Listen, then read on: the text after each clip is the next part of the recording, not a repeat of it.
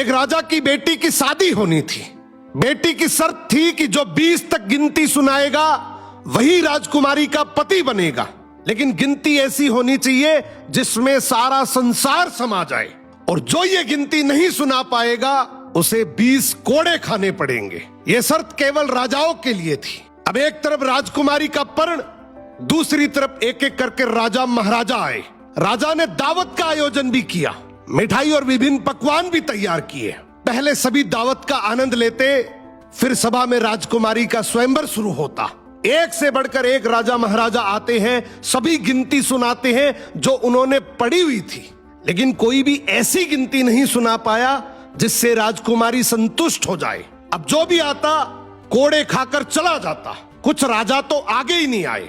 उनका कहना था कि गिनती तो गिनती होती है, राजकुमारी पागल हो गई, केवल हम सबकी बेइज्जती करवाना चाहती है। ये सब नजारा देखकर एक हलवाई हंसने लगा, बोला डूब मरो राजाओं, आप सबको 20 तक की गिनती नहीं आती। ये सुनकर सभी राजाओं ने उसे दंड देने को कहा। राजा ने उससे पूछा, क्या तुम गिनती जानते हो? यदि जानते हो तो सुनाओ।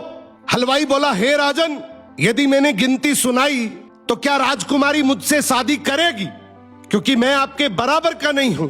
ये सुनते ही पास बैठी राजकुमारी बोली, यदि तुम ये सही से गिनती सुनाओगे तो मैं तुमसे जरूर शादी करूंगी, अगर नहीं सुना पाए तो तुम्हें तो मृत्युदंड मिलेगा। राजा की आज्ञा लेकर हलवाई ने गिनती शुरू की।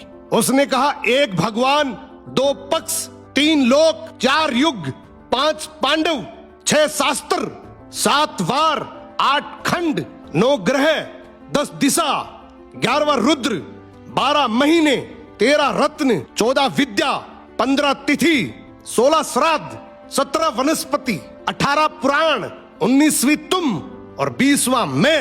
ये सुनते ही सब लोग हक्के बक्के रह गए और राजकुमारी हलवाई से शादी कर लेती है। इस गिनती में संसार की सारी वस्तुएं मौजूद हैं। तो जिंदगी में याद रखना, शिक्षा से बड़ा तजुर्बा होता है, डिग्री से ज्यादा अनुभव जरूरी है।